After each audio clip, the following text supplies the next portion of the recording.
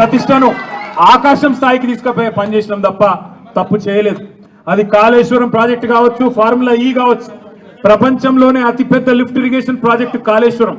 అందులో చేయని తప్పుకు ఇవాళ కేసీఆర్ గారిని, హరీష్ రావు గారిని పిలిచి వాళ్ళని అక్కడ ఇబ్బంది పెట్టే ప్రయత్నం, మన నాయకులు కార్యకర్తల ఆత్మస్థైర్యం దెబ్బతీసే ప్రయత్నం అక్కడ కమిషన్ ముందు. ఇక్కడ ఏసీబీ అని పెట్టి మరి ఇక్కడేదో జరిగిపోయిందని చెప్పి ఏ కరప్షన్ జరగని ఒక కేసులో యాంటీ కరప్షన్ బ్యూరోని ఇన్వాల్వ్ చేసి మా ఆర్ఎస్ ప్రవీణ్ అని చెప్పిండు, నా చరిత్రలో ఇంతకంటే తుపేల్ కేసును ఎప్పుడు చూడలే, 26 ఏళ్ళు ఐపీఎస్ అధికారిగా పనిచేసిన ఇంతకంటే తుపేల్ కేసు నా జీవితంలో చూడలేదని చెప్పి వారు కూడా చెప్పినారు. అంటే ఇట్లాంటి కేసులు పెట్టి ఏదో సాధిస్తాను రేవంత్ రెడ్డి గారు అనుకుంటున్నాడు. నేను రేవంత్ రెడ్డికి చెప్పేది ఒకటే, నా మీద ఇప్పటికే 14 కేసులు పెట్టినావు, ఇంకో 1400 కేసులు పెట్టుకో, అవసరమైతే జైల్లో పెట్టుకో, ఏమన్నా చేసుకో, భయపడేది లేదు. తెలంగాణ కోసం ఆనాడు జైలుకు పోయినాం, ఇవాళ అవసరమైతే తెలంగాణ ప్రతిష్టను పెంచడానికి తీసుకున్న ఒక నిర్ణయం వల్ల మళ్ళీ జైలుకు పోవాల్సి వస్తే కూడా భయపడేటోడు ఎవడు లేడు. మీ ఉడత ఊపులకు ఎట్టి పరిస్థితుల్లో భయపడం. నేను మిమ్మల్ని అందరినీ కోరేది ఒకటే, ఇదేంటంటే డైలీ సీరియల్ లెక్క అయిపోయింది. ఎట్లా అంటే ఒకరోజు పిలుచుడు, కూర్చోబెట్టుడు, 9 గంటలు ఆడ కూర్చోబెట్టి ఛాయ్ తాగిపించి ఏం చెప్తాం సార్, ఇక మాకు పైకి వెళ్ళే ఆదేశాలు ఉన్నాయి, ఏం చేయాలని పాపం వాళ్ళు కూడా ఇక ఏం చేయాలి తెలియక అడిగిందే అడుగుతాను. అందుకే నేను మీకు కూడా రిక్వెస్ట్ చేసేది ఒకటే, మనం అందరం కూడా కాన్సన్ట్రేషన్ చేయాల్సింది, మనందరం కూడా పార్టీగా ఆలోచన చేయాల్సింది, దృష్టి సారించాల్సింది 2-3 పనుల మీద.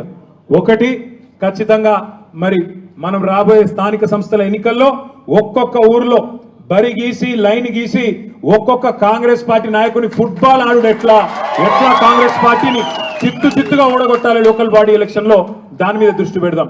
రెండవది, ఈ నెల 21వ తారీఖున కాళేశ్వరం ప్రాజెక్టు ప్రారంభించి సరిగ్గా 6 సంవత్సరాలు కాబోతా ఉన్నది. 2019 ఆనాడు జూన్ 21 నాడు మాన్యులు పెద్దలు మన తెలంగాణ తొలి ముఖ్యమంత్రి కేసీఆర్ గారు కాళేశ్వరం ప్రాజెక్టును జాతికి అంకితం చేసిన రోజు జూన్ 21. మరి ఆ రోజు కూడా సార్ను అడిగి మనం పార్టీగా ఒక నిర్ణయం తీసుకొని ఏం చేసి మళ్ళీ ఒక్కసారి కాళేశ్వరం గొప్పదనం ప్రజలకు చెప్దాం, ఆలోచన చేయాల్సిన బాధ్యత మన మీద ఉంది. రాష్ట్ర వ్యాప్తంగా కొంత కార్యక్రమం చేయాల్సిన బాధ్యత కూడా మన మీద ఉంది. ఇక మనకు నోటీసులు వచ్చుడు, మనం పోవుడు, ఇవన్నీ కూడా రొటీనే, పాత చింతకాయ పచ్చడి.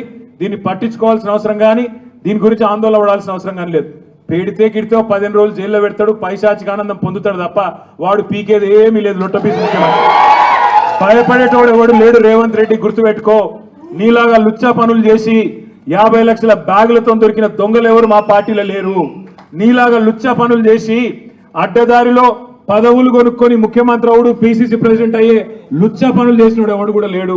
మన బాగా బాధపడ్డాడట రేవంత్ రెడ్డి. నేను హౌలా అన్నా, బాధపడ్డాడట.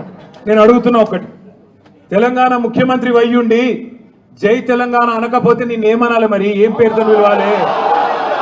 తెలంగాణ ముఖ్యమంత్రి వయ్యుండి తెలంగాణ రాష్ట్రాన్ని ప్రతిరోజు కించపరిస్తే నేనేమని పిలవాలి?